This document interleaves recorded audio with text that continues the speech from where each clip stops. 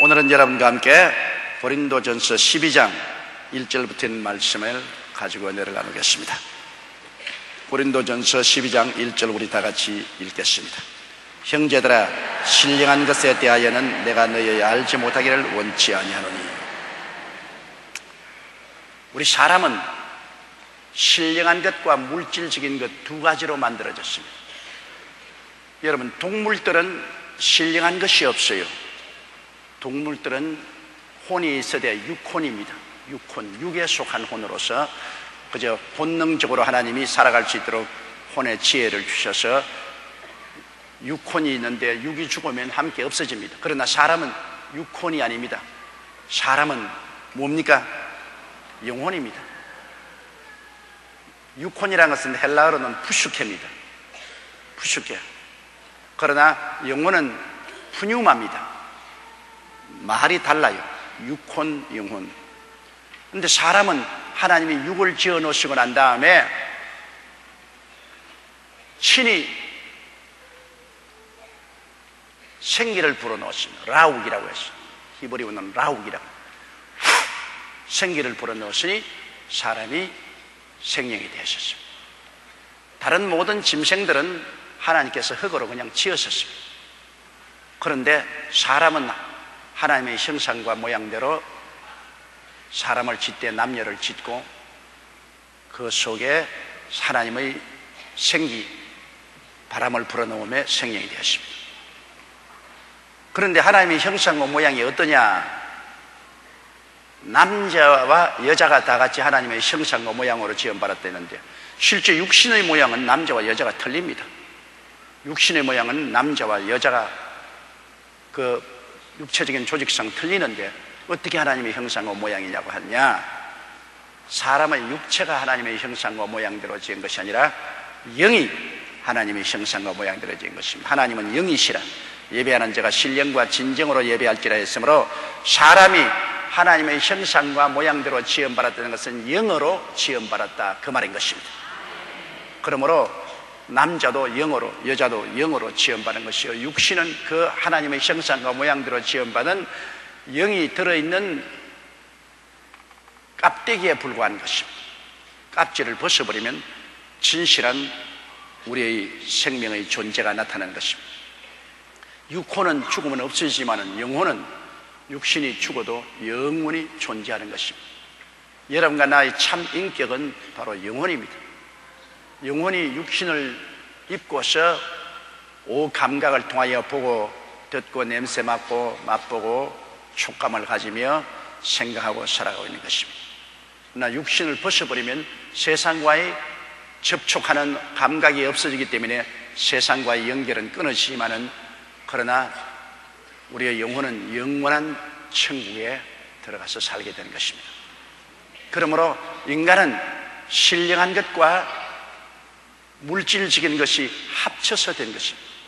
그렇기 때문에 여러분, 동물들은 신령한 것이 없잖아요. 인도에 원숭이가 5천만 마리가 있다고 하는데 5천만 마리가 있는 원숭이 중에 절간을 지었거나 힌두교 사원을 지었거나 교회를 지은 원숭이는 없어요. 왜? 영혼이 없기 때문에 영적 필요를 느끼지 않습니다. 육신만 있기 때문에 육신의 필요는 보고 듣고 냄새 맡고 맛보고 만지고 생식하고 하는 이런 필요만 있기 때문에 그것만 추구하지, 영적인 것은 추구하지 않은 것은 없기 때문에 요구가 없는 것입니다. 위장이 없으면 밥을 요구하지 않죠. 폐가 없으면 공기를 요구하지 않죠. 공기를 요구하는 것은 폐가 있기 때문에 그렇고, 음식을 요구하는 것은 위장이 있기 때문에 그런 것입니다. 사람이 하나님이나 신을 찾는 것은 그 속에 영원한 것이 있기 때문에 그런 것입니다. 신령한 것이 있기 때문에 그런 것입니다. 아무리 세상에 지성을 가지고 있는 동물이라도 신을 찾지 않습니다. 하나님을 찾지 않아요. 종교가 없어요. 그러나 인간은 저 에스키모의 눈 속에 사는 사람부터 아프리카의 피그미 족속, 조그마한 피그미 족속까지라도 다 종교가 있습니다. 신령한 요구를 가지고 있습니다. 그건 왜냐? 영이 있기 때문에 신령한 요구가 있습니다. 영이 없으면 신령한 요구가 없어요. 여러분이 왜 오늘 이 자리에 와 있습니까? 여러분은 영이 있기 때문에 하나님에 대한 갈급한 마음이 있어서 오늘 이 교회에 찾아 나온 것입니다. 영이 없으면 나오지 않아요. 그런데 우리 예수 믿는 사람은 우리가 중생하여 영이 살아나고 성령이 와서 거하시고 하나님과 교통하게 되었으니 이 얼마나 놀랍습니까? 예수 안 믿는 사람은 영이 있기는 있어도 영이 죽었어요. 영이 죽어서 하나님과 교통이 없습니다. 그럼에도 불구하고 영이 하나님께 대해서 죽어 있어도 신령한 것은 요구하고 그에 대한 요구가 있기 때문에 별하별 종교를 다 만들고 우상 사신을 섬기고 혹은 묵구리를 하고 점집에 가고 그렇게 하는 것은 그들이 영적인 요구가 있기 때문에 그런 것입니다. 그러나 영은 하나님께 대해서는 죽어 있기 때문에 하나님을 모릅니다. 예수 그리스도를 통해서 보혈로 씻음받고 죄사함을 얻어 하나님께 대해서 영원히 살아나면 하나님의 자녀가 되고 하나님과 교통을 하게 되는 것입니다.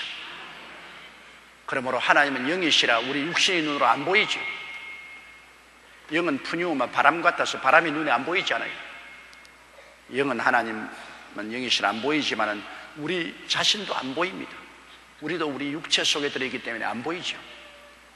그러나 우리의 영이 우리 지으신 하나님의 향해서 아빠, 아버지라고 부르고 하나님과 교통할 수 있는 것은 우리가 신령한 존재로 지원받았기 때문에 그런 것입니다. 그러므로 여기에 사도 바울 선생은 형제들아 신령한 것에 대하여는 내가 너희 알지 못하기를 원치 아니한다 하는 것은 하나님께서 성령을 보내셔서 우리에게 여러 가지 신령한 은사를 나누어 주시는 것입니다.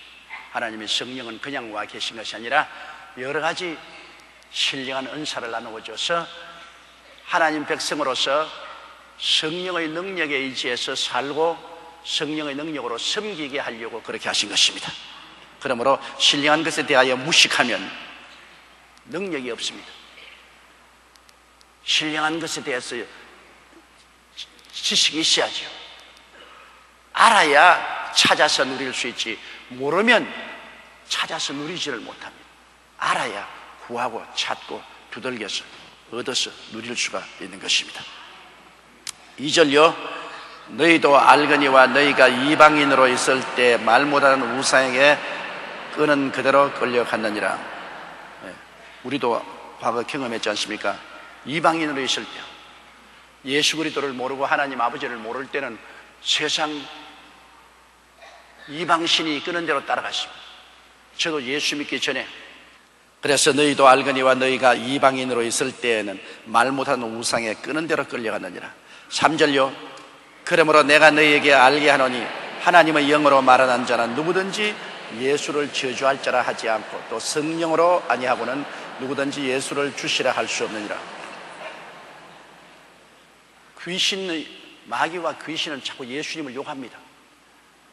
여러분 어떠한 사람들이 성령 받았다고 하면서 잡신을 받아가지고서 자꾸 마음속에서 하나님을 참수하고 예수를 욕하는 그런 것 때문에 정신적인 고통을 받고서 제게 안수기도 받아온 사람이 있습니다. 그 속에서 자꾸 하나님을 욕을 하고 그냥 그 속에 예수님을 아주 저주하고 하는 그러한 생각이 막 끌어오르고 그거 참 고약한 일입니다. 그건 왜냐하면 마귀와 귀신들은 하나님을 욕하고 예수님을 저주받을 자라고 합니다. 원수니까. 그러나 성령은 절대로 그러지 않습니다. 성령은 하나님의 영이요 예수 그리스도의 영이기 때문에 성령이 오시면 하나님을 찬미하고 예수님을 예배하고 찬미하게 되는 것입니다. 하나님과 예수 그리스도를 인정하고 예배하고 찬미하지 않은 영은 하나님께로 온 영이 아닙니다. 하나님께로부터 온 영, 성령은 반드시 하나님 아버지를 찬미하고 예수 그리스도를 예배합니다. 어떠한 천사라도 하나님 아버지와 예수를 부인하면 그건 천사가 아니라 저주받을 마귀인 것입니다.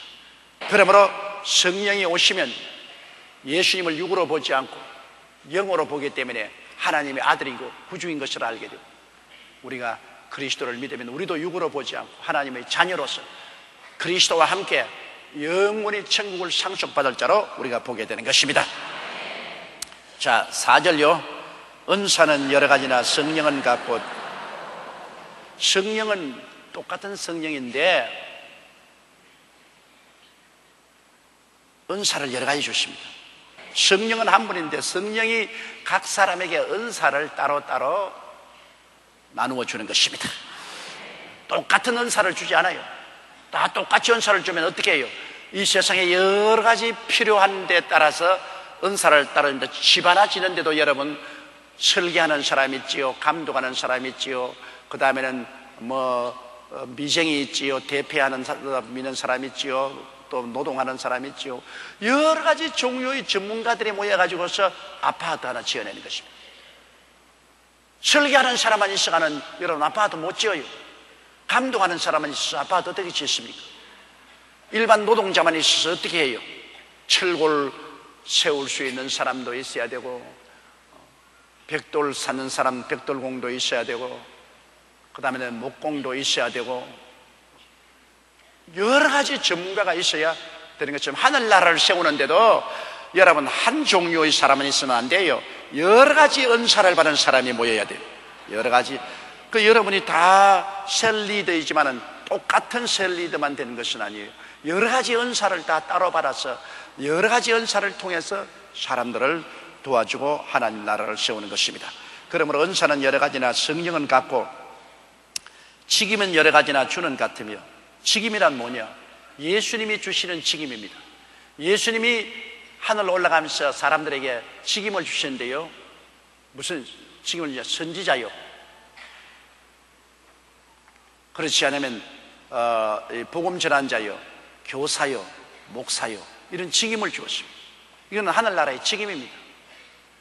그렇기 때문에 주님이 하늘 올라가면서 선지자의 직임을 준 사람은 선지자로서의 사도요, 제일 먼저가 사도요, 사도의 직임을 준 사람은 사도로서 복음을 전합니다. 사도라는 것은 교회를 맡지 않습니다. 사도라는 것은 아직 복음이 증거되지 않은 곳에 가서 그리스도의 복음을 증거하는 그런 사람이, 기초를 놓고 교회를 세우는 사람이 사도인 것입니다. 그 다음 선지자는 하나님의 진리의 말씀을 풀어주고 위로하고 격려하고 가르치는 선지자요. 그 다음에는 복음 전환자, 부흥사 되면서 부흥회를 해서 많이 사람을 변화시키는 부흥사요. 그 다음에는 목사가 있고 교사가 있습니다. 사도요, 선지자요, 복음 전환자요, 목사와 교사, 이런 5가지 직임을 주님이 주시는데, 직임은 여러 가지 달라도 주님은 한 주님이 계십니다. 한 주님이 이런 여러 가지 직임을 주십니다. 저는 저의 직임이 뭔지 압니다. 저는 목사요, 복음 전도하는 자입니다. 왜냐하면 목사이면서 동시에 부흥사요, 부흥사이기 때문에 제가 온 천하 만국에 다니면서 부흥회하잖아요. 그리고 또 여의도 순복음교회 목회하잖아요. 목사요, 저는 복음 전원자로서의 하나님 소명을 받는 사람입니다. 이러므로 주는 직임은 여러 가지나 주는 같으며, 또 역사는 여러 가지나 모든 것을 원차와 일로 같이 읽어야지. 같이 읽으십시다. 6절. 또 역사는 여러 가지나 모든 것을 모든 사람 가운데 역사하시는 하나님은 같으니. 역사는 하나님의 복음을 증가하는 정책을 말하는 것입니다. 역사는 다시 말하면 여의도에서 큰 부흥회를 하자, 역사입니다. 우리가 세계 선교센터를 세우자, 역사입니다. 우리가 소련의 복음을 전하자, 역사입니다. 이러한 세계적인 범위에서 하나님의 사업을 전개하는 이런 일을 하는 것은 역사입니다. 역사는 여러 가지 역사가 있습니다. 감리교, 장로교, 성결교, 여의도 순복음교회, 하나님 성회, 이런 교단을 통해서 교단적인 역사를 하지요. 그러나 그것을 시키는 이는 하나님이십니다. 역사는 여러 가지나 그것을 행하시는 이는 바로 하나님이신 것입니다. 7절요. 각 사람에게 성령의 나타남을 주심을 유익게 하려 하십니다. 성령의 은사는 여러분, 성령이 나타나는 것을 말합니다. 내가 사용하는 게 아닙니다. 나를 통해서 성령이 나타나는 것입니다. 나는 성령께 기다리고 성령이 나를 사용하는 겁니다. 많은 사람이 크게 오해하는 것은 자기가 성령을 부리려고 하는 것입니다. 사람이 성령을 부리려고 하면 그렇게 불경스러운 일이 없습니다. 어떻게 사람이 하나님을 부립니까? 그런데도 불구하고 많은 사람들이 성령을 자기 마음대로 부리려고 하는 사람이 있습니다. 그러다가 큰 시험에 들죠. 성령이 나타나는 것입니다. 아, 나는 예언의 은사를 받았으니까 마음대로 다 줄 서라, 예언해 줄게. 그런 엉터리가 어디 있어요? 예언은 성령이 그를 통해서 예언이 필요할 때 나타나는 것입니다. 자기 마음대로 예언 못해요. 성령이 이 사람에게 예언해야 주었다 해서 성령이 나타나면 예언하는 것이, 성령이 안 나타나는데 어떻게 예언해요? 예언 기도 해준다고 사람들 줄 세워놓고 안수해서 뭐 너는 어떻고 점치고 있는데 그거는 예언 기도가 아니라 점쟁이입니다. 점쟁이하고 예언 기도는 틀리잖아요. 각 사람에게 성령의 나타남, manifestation of the Holy Spirit이라고, 성령의 나타남입니다. 성령이 우리를 통해서 나타난 우리는 그릇이지 우리가 내용이 아닙니다. 성령이 우리를 통해서 나타납니다. 그러므로 항상 우리는 성령님을 인정하고 환영하고 모시드리고 의지하며 성령을 기다릴 때 성령님이 필요하면 저를 통하여 나타나게 되는 것입니다. 그렇기 때문에 언제나 경건하게 우리는 기다려야 됩니다. 기다림. 우리의 직분은 하나님을 모시고 섬기고 기다리는 것이 우리의 직분입니다. 그러면 성령이 때를 따라서 나타나는 것입니다. 그런데 각 사람에게 성령의 나타남을 주시면 유익하게 돼야지요. 오늘날 성령 받았던 사람이 유익을 가져오지 못하고 회방을 가져온 사람이 굉장히 많습니다. 성령의 은사를 받았다고 해서 교회를 그냥 작사를 내놓은 사람이 있어요. 자기가 성령 은사 받았다고 그냥 주의 종도 무시하고 교회 당회 재직회도 무시하고 자기 집에다가 가정재단 쌓아놓고 이제 기성교회는 다 타락했다, 기성교회는 다 천당 못 간다, 우리에게 내게로 오너라, 안수한다고 때리고 전부 헌금 내놓으라 그러고 완전히 그리스도의 몸된 교회를 파괴하는 일을 하는 그런 일들이 과거에 얼마나 많았습니까? 성령의 나타남을 주시면 유익히 합니다. 개인 신앙을 유익히 하고 집단적인 교회, 그리스도의 몸된 교회를 유익히 해야지요. 유익 안 되는 일은 무엇 때문에 합니까? 유익 안 되는 일을 할 필요 없어요. 뭐 성령 받았다고 방언을 내리 해가지고서 삼지웃을 다 떠들썩하게 해놓고 교회 예배 오는데도 막 자기 혼자 방언한다고 막 랄랄랄랄랄랄랄랄. 이거는 유익이 아니라 완전히 방해요. 이건 필요 없어요. 성령의 나타남은 유익을 가져와야죠. 자기 신앙에 덕을 세우며 교회에 덕을 세우는 유익을 가져야 하는, 그거 꼭 기억하세요.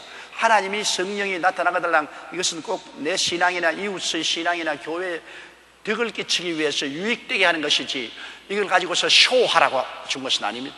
자기가 은혜 받았다고 해서 그걸 가지고 쇼하고 자기가 특별한 사람인 것처럼 생각하면 그거는 완전히 은혜를 받음으로 말미암아 멸망의 길로 들어가는 것입니다. 그러므로 여러분, 하나님의 은사를 받았으면 그걸 잘 사용해야 돼요. 자기의 이익을 위해서, 구역의 이익을 위해서, 셀번의 이익을 위해서, 교회의 유익을 위해서 유익되게 해야 되는 것입니다. 하나님의 교회를 유익되게 위해서 해야지요. 교회에 손해를 끼치는 은사는 없습니다. 그건 반드시 유익을 가져오고 손해를 가져오면 벌써 사탄의 꾀임에 빠졌기 때문에 얼마 있지 않으면 은사는 떠나고 완전히 파탄에 이르고 마는 것입니다. 8절요. 어떤 이에게는 성령으로 말미암아 지혜의 말씀을, 어떤 이에게는 같은 성령을 따라 지식의 말씀을.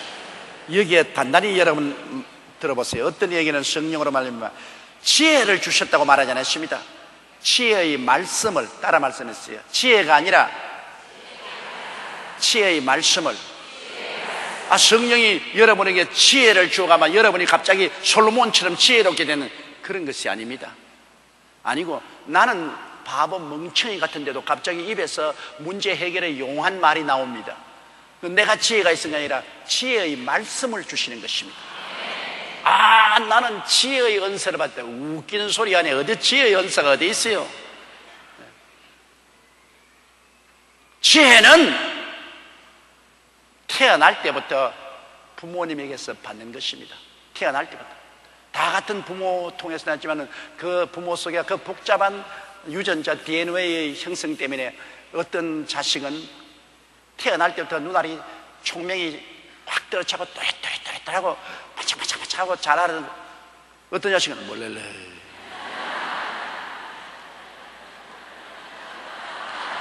아무리 가르쳐도 못 알아듣고 학교 가도 늘 꽁지부터 헤아려야 되고 어쩔 도리 없어요. 태어날 때부터 지혜는 부모에게 태어나고 그 다음 예수 믿으면 성령으로 거듭나면 지혜로운 사람이 되는 것입니다. 하나님의 백성은 하나님이 지혜롭게 만들어주십니다. 그러므로 예수 믿는 백성을 보고 머리가 되고 꼴이 되지 않고 위에 있고 아래 내려가지 않고 남에게 꾸지 않겠다는 것은 예수 믿으면 이제는 어머니에게 부모에게 태어난 것 같이 또 하나님께로부터 태어나니까 태어날 때 받는 거예요. 육신으로 태어날 때 지혜 받아서 태어나고 하나님께로부터 태어날 때 하늘의 지혜를 받아서 태어난 거예요. 그렇기 때문에 예수 믿는 민족이 우수한 것은 거듭날 때 지혜를 받아서 태어나기 때문인 것입니다. 그러나 이 성령의 은사는 지혜롭게 되는 것이 아니라 멍청하면서도 성령이 나타나서 지혜로운 말을 해요. 지도 무슨 말인지 모르게 아주 어려운 일을 당할. 지혜라는 것은 뭡니까? 문제를 해결하는 능력입니다. 따라 말씀은 지혜는 문제를 해결하는 능력이다. 그러므로 여러분, 지식이 많은 사람은 사물에 대한 정보를 많이 알지만은 지혜가 많은 사람은 지식이 없어도 문제를 척척 해결해요. 문제를 척척 해결해요. 뭐 대학원까지 나온 사람은 지식이 많죠. 지식이 많아도 지혜가 없으면 지식 사용하지 못해요. 지혜라는 것은 문제를 해결하는 능력입니다. 아무리 지식이 많아도 대패질 못하면 문짝 하나 못 깎지 않아요. 그러나 손에 지혜가 있는 사람은 문짝을 만들지 않아요. 문제를 해결하는 것이 바로 지혜의 말씀. 그런데 말씀이요, 그 사람이 지혜가 있는 게 아니라 그때 그 문제를 못 해결해서 어떻게 하고 할 때 입에서 지혜의 말씀이 탁 튀어나옵니다. 지혜의 말씀이 딱 나와요. 와, 그 어디서 니 그런 말 하노? 니 그 말이 그냥 문제 해결을 탁 하는구나.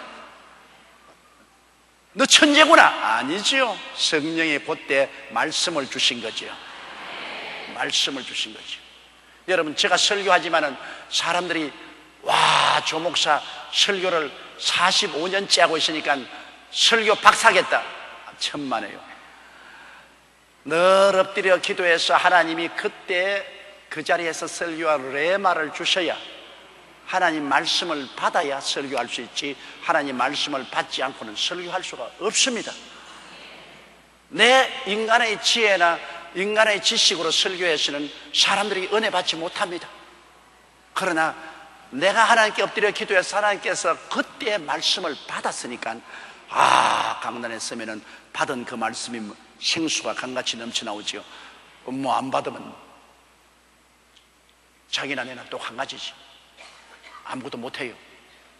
그렇기 때문에 주의 종은 끊임없이 주님께 매달려 기도하고 하나님께 엎드려서 하나님과 내 사이에 막힌 담이 없도록 해서 성령이 언제나 레마를 주시도록 해야만 되는 것입니다. 그래서 한평생 주의 종으로 일한다는 것이 얼마나 힘이 든지 모릅니다. 하나님이 레마를 그냥 막 부어주면 좋으신데 떨어지면 낙동강, 떨어지면 낙동강, 그때 주신다고요. 부르짖고 하나님께 부르짖고 기다리고, 그러면 다음 주일 설교 말씀 주시고 그 다음 또 주시고. 그러지 뭐 그냥 편안한데 그냥 아따 여기다 내 말씀 받아라, 아따 여기다 내 말씀 받아라, 그렇게 안 하거든요. 그러니까 기도하고 주님께 부르짖기를 원하지 않는 게으른 목사는 인간적인 지혜로서, 인간적인 지식으로서 설교를 하니까 교인들에게 아무런 감동도 안 오고 감동도 안 오고 하나님 기사와 이적도 안 나타나죠. 하나님 말씀 믿으면 들으면서 그런데 하나님 음성을 직접 못 들으니까 하나님 역사가 안 일어나죠. 그러므로 주의 종 되기가 힘듭니다. 하나님 소명을 안 받은 사람은 주의 종이 되지 말아야 될 것은 한평생의 시험을 치는 것입니다. 여러분, 학교 졸업할 때 왜 좋습니까? 이제 시험 안 치도 좋다. 초등학교도 시험 치고 중등학교, 고등학교, 대학교 내내 시험 치는 것이 얼마나 괴롭습니까? 이 주의 종은 일주일에 몇 번이고 시험을 쳐야 돼요. 더구나 새벽 기도까지 인도할 때는 새벽 기도 말씀, 그 다음에는 철야 기도 말씀, 그 다음에 수요 말씀, 그 다음에 주일 말씀, 그 전부 하나님께로부터 받아야 되는데, 하나님께 받지 않으면 사람의 말은 아무 힘도 영광도 없어요. 우리 성경 공부하는 것도 성경 공부 그냥 성경 읽어서 하는 거 아닙니다. 기도 많이 하고 그 구절 속에 숨어있는 하나님 말씀을 받아야 돼요. 하나님의 성령의 번쩍하는 그러한 계시가 있어야 돼요. 그런 것이 없이 그냥 말씀 그대로 하면 막 지치고 피곤하고 맛도 없고 그래요. 이러기 때문에 여러분, 지혜라는 것은 어머니께 태어날 때 받는 지혜하고 하나님께로부터 태어날 때 받는 지혜, 그 이상은 다른 데서 지혜를 얻을 수가 없어요. 그러나 지혜의 말씀은 성령께서 그 사람을 통해서 언제나 문제 해답에 대한 말이 나오게 해주는 것입니다. 그러면 그 사람 말을 들으면 문제가 해답이 탁 돼요. 어떻게 할꼬 탁 해답이 나오는 겁니다. 아주 기가 막히죠. 그 예수님께서 지혜의 말씀을 사용한 경우를 보면은 바리새 교인들이 예수님을 잡으려고, 주님이여 가이사에게 세금을 드리는 것이 옳습니까? 드리지 않은 것이 옳습니까? 그때는 로마의 지배하였기 때문에 로마의 황제 가이사에게 세금을 드리지 말라면은 그건 당장 체포입니다. 그런데 예수님이 유대인의 왕이에요, 메시아로 왔다니까 가이사에게 세금을 드리라고 하면 너는 반역자다, 유대인의 고열을 빨아서 가이사에게 세금을 드리는 네가 무슨 유대인의 왕이냐, 네가 무슨 메시아냐. 바리새 교인들은 예수님 꼼짝 못하게 잡았습니다. 세금을 드리라 해도 절단이고 세금을 드리지 말라 해도 절단입니다. 해결책이 없어요. 이제 그때 지혜가 필요한데 해결책이 없습니다. 여러분 같으면 어떻게 했겠어요? 가이사에게 세금을 드리는 것이 옳습니까? 옳지 않습니까? 여러분 뭐라고 대답하겠어요? 세금을 드리라 하면 유대인에게 몰매를 맞아 죽을 것이고, 드리지 말라 하면 로마인에게 체포되어서 처형당할 것이고, 이래도 죽고 저래도 죽고 이판저판 사판입니다. 그 바리새 교인들은 속으로 춤을 췄습니다. 잡았다, 이제 예수 잡았다, 이제 네가 피할 것은 없다. 그런데 예수님이 뭐라고 했습니까? 너희 중에 동전 하나 내놓아라. 동전은 로마의 동전이니까 가이사의 화상에 찍혀있거든요. 이 화상이 누구 화상이냐? 가이사의 화상입니다. 그래? 가이사의 것은 가이사에게 드리고 하나님은 하나님께 드리라. 기가 막힙니다. 가이사의 것은 가이사에게 드리고 하나님 것은 하나님께 드리라. 입이 잡을 도리가 없어요. 왜? 가이사의 것은 가이사의 소유권은 가이사에게 드리고 하나님 것은 하나님께 드리라. 그 말은 무슨 말이냐? 세금도 내고 11조도 내라, 그 말인 것입니다. 가이사에게는 가이사의 나라에서 정치적으로 거두는 세금은 가이사에게 주고 하나님 나라 11조는 하나님께 드리고 그렇게 해라. 이래도 못 잡고 저래도 못 잡아요. 입 딱 벌리고 말았죠. 이게 지혜인 것입니다, 여러분. 이게 지혜. 그러니 우리가 이 세상에 살면서 지혜로운 것은 참 좋지요. 어떤 문제가 생길 때 지혜로운 대답을 해서 문제를 해결합니다. 그래서 성경에 말하기를 나의 이름으로 너희가 관원들에게 잡혀갔을 때 무슨 말을 할까 미리 연구하지 마라. 왜? 그때 성령께서 지혜의 말씀을 주실 것이다. 그때 말씀을 주실 때 그 말씀을 하라. 우리가 아주 그리스도로 말미암아 핍박받을 때 희한하게 대답할 말이 나옵니다. 그건 지혜의 말씀입니다. 지혜의 말씀을 해서 상대방을 꼼짝 못하게 만드는 지혜의 말씀의 연속. 그래서 성령이 오시면 이를 전문적으로 사용하는 사람이 있어요. 특별히 그 사람을 통해서 종종 지혜의 말씀이 나와요. 하나님이 그 사람을 통해서, 항상 지혜가 있는 게 그 사람을 통해서 지혜의 말씀이 나와요. 하나님이 그 사람, 정한 사람에게 그 은사를 주어서 그를 통해서 사용하기를 원하시는 사람이십니다. 어떤 이에게는 성령으로 말미암아 지혜의 말씀, 어떤 이에게는 같은 성령을 따라 지식의 말씀을. 지식은 아는 것을 말하는 것입니다. 지식은 정보를 말하는 것입니다. 지식은 아는 것이다. 따라 말씀해서 지식은 아는 것이다. 근데 지식을 모두 다 아는 것이 아니라 자기는 멍청이 같은데 그때 그 자리에 있는 사건을 안다. 그 예를 들어 말하면 사울을 왕으로 삼으려고 사무엘하고 이 모든 이스라엘 백성이 다 모였는데 사울이 숨어버렸습니다. 말 제구 뒤에 숨어버렸어요. 그래가 사울을 찾습니다. 이스라엘 백성들 중에서 뽑아서 사울이 왕된 그 사울을 찾으려고 하는데 사울이 어딘지 모르죠. 아무도 모릅니다. 그런데 그때 지식의 말씀의 언사가 사무엘에게 맺습니다. 저 말 제구 뒤에 숨었다. 그때에 필요한 지식을 줍니다. 그래 말 제구 뒤에 가보니까 이렇게 숨어 앉아 있어요.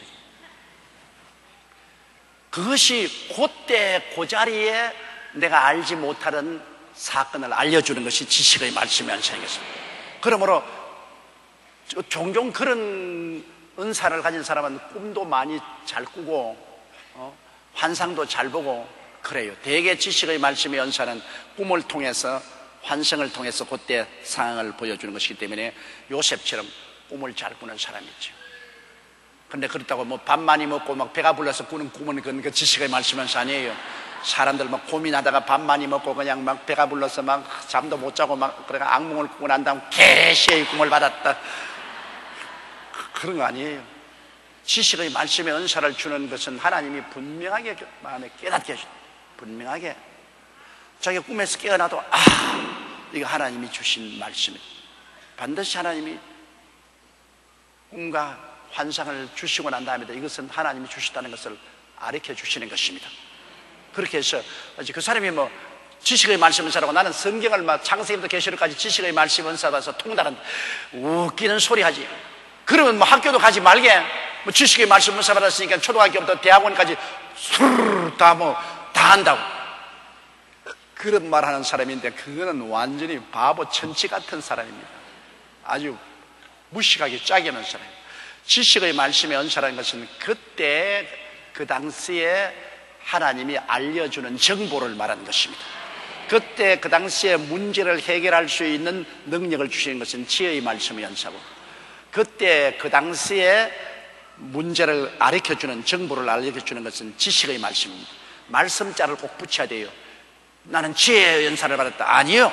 난 지식의 은사를 받았다. 아니요. 절대 아니요. 지혜의 말씀의 은사, 지식의 말씀의 은사입니다.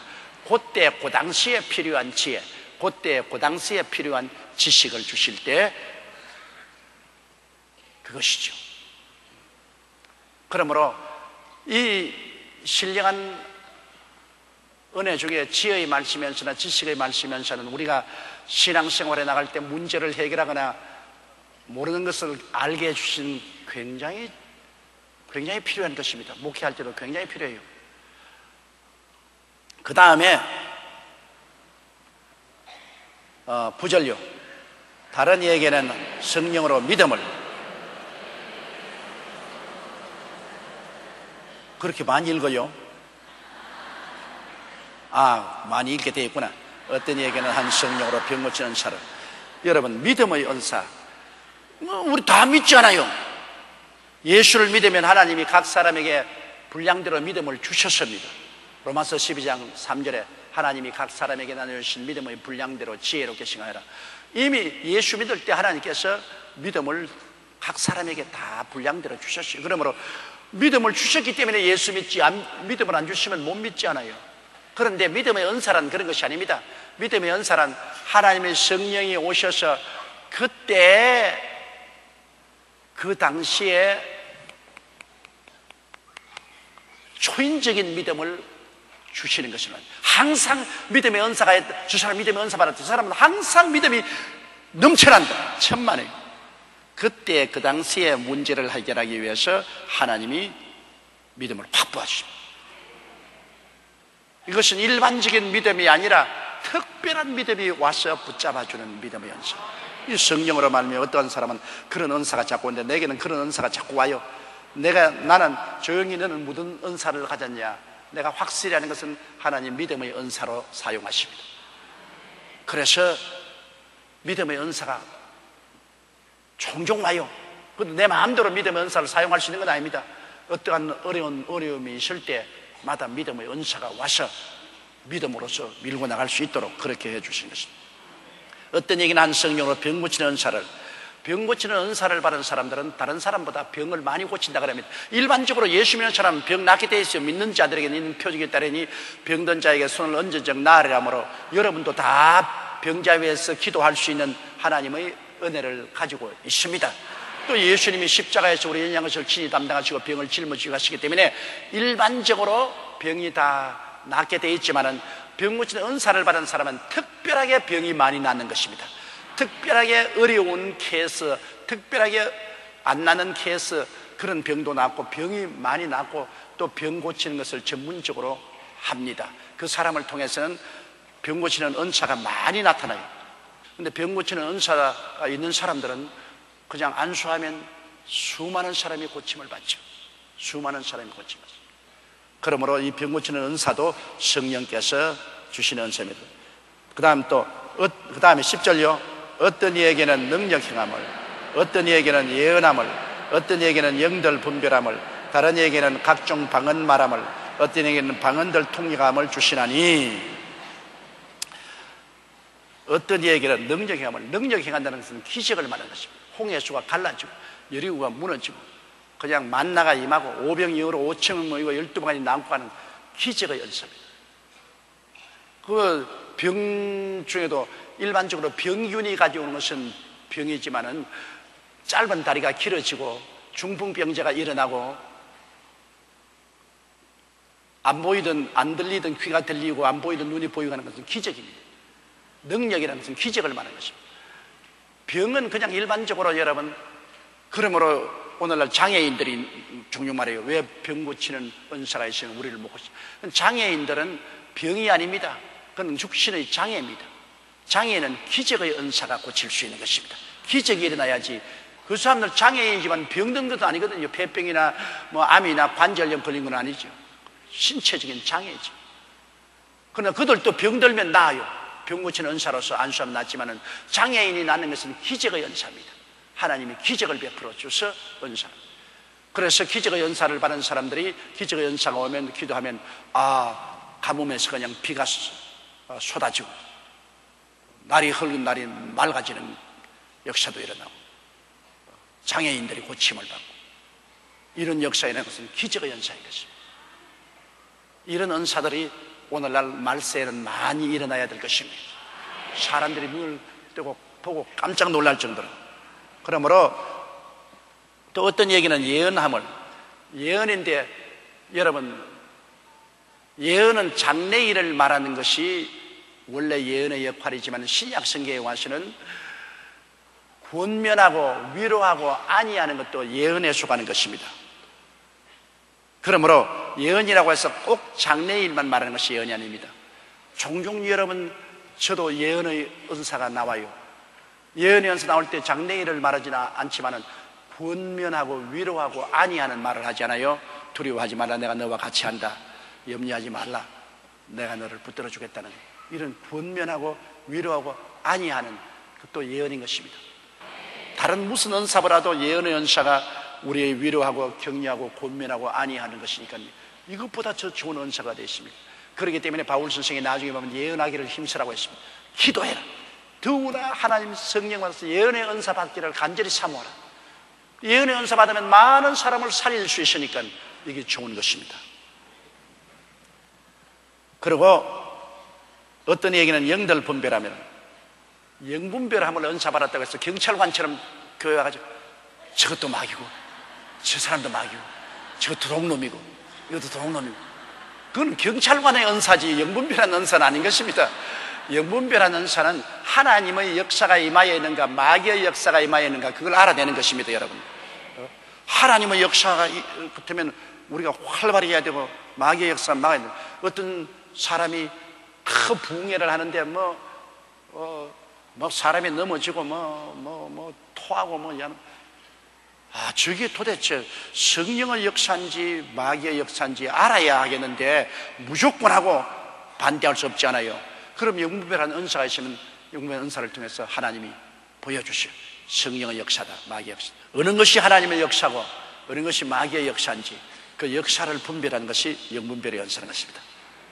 또 다른 이에게는 각종 방언 말함을, 어떤 이에게는 방언들 통역함을 주시나니, 우리가 성령 세례 받으면 방언을 말하지요. 그거는 표적의 방언입니다. 따라 말씀해서 표적의 방언. 성령의 충만에 따른 표적의 방언입니다. 그 성령 은사, 표적의 방언을 한 사람이 또 기도하면 각종 방언을 말합니다. 어떠한 사람은 그냥 못 알아듣는 방언 말하겠지만은 어떠한 사람은 중국 방언, 일본 방언, 영어로 말하는 것, 그 여러 가지 각종 방언을. 또 하늘나라 방언을 말하더라도 방언도 여러 가지 종류의 방언이. 네 방언 내 방언 왜 다르냐? 그 하나님이 각종 방언을 주셔. 이사야서 28장 11절에 떨리는 입술과 다른 방언으로 말하는데 어떠한 사람은 떨리는 입술을 가지고 어린아이 비 올 때 그것이 기도하면서 저 어린아이도 아니고 말이야 비 올라 그다음 저렇게 입술 떨게. 그래도 떨리는 입술과 다른 방언, 떨리는 입술이 있습니다. 그냥 입술을 랄랄랄랄랄랄라 따따따따따따 하는 거지. 이게 따발총도 아니고 무슨 따따따따따따. 그러므로 성령이 오셔서 여러분 표적의 방언으로는 성령 받았다는 표적으로 방언 말하지만 그 다음에는 은사로서는 각종 방언을 주시고, 그래서 방언 말하는 것이 뭐가 이익이냐면 방언은 기도입니다. 방언은 주로 기도예요. 그런데 이 방언의 기도가 얼마나 효과가 있는지 몰라요. 내가 오늘 또 여기 나오기 전에 상당한 긴 시간 동안 방언으로 기도했는데요, 우리가 마땅히 빌 바를 알지 못하나 성령이 말할 수 없는 탄식으로 우리를 위해서 기도해 주신 거예요. 여러분 이사야 28장 11절에 떨리는 입술과 다른 방언으로 이 백성이 말해야 이것이 너희 상쾌함이요 이것이 너희 평안이니 사람들에게 이것을 주라 했습니다. 방언으로 기도하는 것이 우리 영혼에 안식을 주고 상쾌함을 주는 것입니다. 방언기도가 영혼의 안식과 상쾌함을 줘요. 이러므로 이 방언기도가 무슨 소용이냐, 그거 모르는 소리 하는 사람입니다.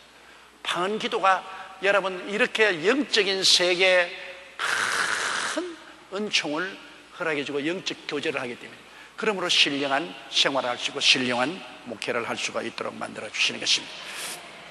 그리고 이제 요것만 하고 끝마치십시다. 어떤 얘기는 방언들 통역하면, 그리고 방언도 통역하면 예언처럼 나옵니다. 방언 통역은 그것도 자기 방언을 자기가 통역할 때가 있습니다. 다 통역되는 건 아니에요.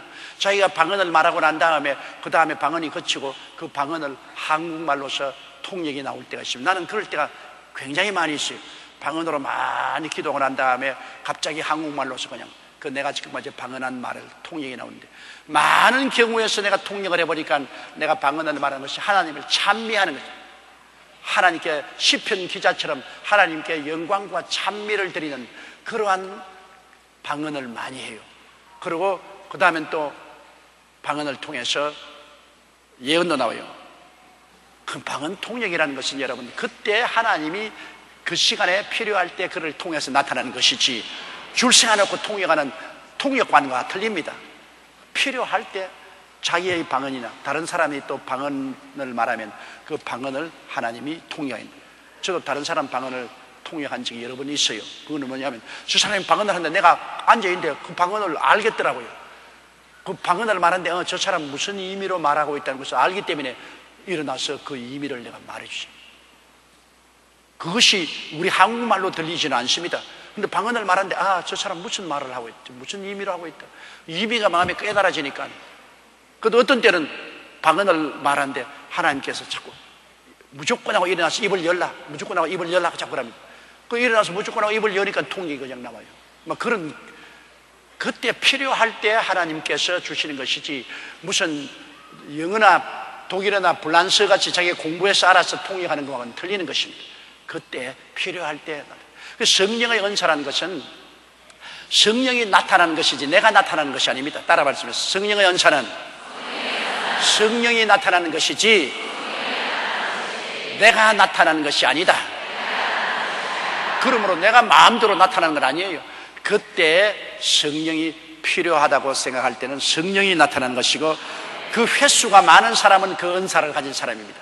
그래서 묵시의 은사, 계시의 은사 중에서, 계시나 묵시의 은사 중에서 지혜의 말씀 연사, 지식의 말씀 연사, 영문별의 연사, 발성, 입으로 나오는 발성의 연사는 예언, 방언, 통역, 그 다음에 능력의 은사로서는 믿음의 은사, 기적 행하는 은사, 병 고치는 은사, 이래서 9가지 성령의 은사가 있고, 이 은사가 성령을 충만히 받은 사람을 통해서 적은 면에서나 큰 면에서 나타납니다. 여러분이 관심을 기울여서 내가 어떠한 은사가 내게 있는지를 여러분 자세히 살펴보시고, 그 은사가 있으면 하나님이 그 은사를 통해서 나를 사용해 주시옵소서 자꾸 기도하고 기다려야 되는 것입니다.